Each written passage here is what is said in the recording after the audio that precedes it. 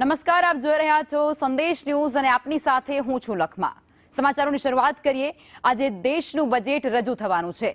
નાણામંત્રી નિર્મલા સીતારમણ એક દિવસ આ બજેટ જે રજૂ કરવાના છે આ બજેટની ચિંતા કરે છે અને જ્યારે સામાન્ય લોકો રોજ સવારે ઉઠતાની સાથે જ ઘરના હિસાબની ચિંતા કરતા હોય છે અને ત્યારે આજે બજેટના દિવસે વહેલી સવારે સંદેશ ન્યૂઝ પહોંચ્યું છે કેટલાક એવા પરિવારોના ઘરે અને જાણવાનો એ પ્રયાસ તેમના દ્વારા કરાયો છે કે તેમનું બજેટ એ બરાબર છે કે નહીં, તેઓ શું ઈચ્છે છે આ બજેટમાંથી, સામાન્ય લોકો આ બજેટ માટે શું આશા રાખી રહ્યા છે।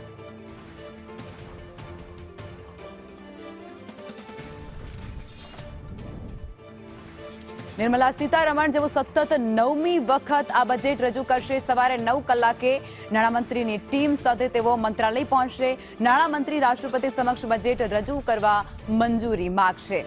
રાષ્ટ્રપતિ ભવનથી નાણામંત્રી સંસદ ભવન ખાતે પહોંચશે। પીએમની અધ્યક્ષતામાં કેબિનેટમાં બજેટને મંજૂરી અપાશે। સીતારમણ રવિવારે બજેટ રજૂ કરનાર પ્રથમ નાણામંત્રી બની જશે। વર્ષ 2017થી કેન્દ્રીય બજેટ 1 ફેબ્રુઆરીએ રજૂ થાય છે। વર્ષ 2026-27નું સરકારનું નાણાકીય રોડમેપ રજૂ કરાશે। નીતિગત પગલાં અને લાંબા ગાળાના આર્થિક લક્ષ્યો પણ આ બજેટમાં રજૂ થશે। બજેટમાં સંરક્ષણ ખર્ચમાં વધારો થવાની અત્યારે સંભાવના છે અને ખાસ કરી ખેડૂત, શિક્ષણ, ડિફેન્સમાં મોટી જાહેરાતો થઈ શકે છે। નોકરિયાત માટે પણ ખૂબ રાહત મળી શકે તેવી વિગતો પણ અત્યારે આશા સ્વરૂપે સેવાઈ રહી છે, જેમાં કિસાન ક્રેડિટ કાર્ડની પણ મર્યાદા વધારાઈ શકે છે, સસ્તી દવાઓ થઈ શકે, વીમા સેક્ટરમાં પણ સુધારો થવાની શક્યતા વર્તાઈ રહી છે, મેન્યુફેક્ચરિંગ સેક્ટરમાં પણ મોટી રાહત મળે તેવી આશા છે। ઇન્ડસ્ટ્રીયલ કોરિડોરના વિકાસ માટે પણ જાહેરાત થઈ શકે છે।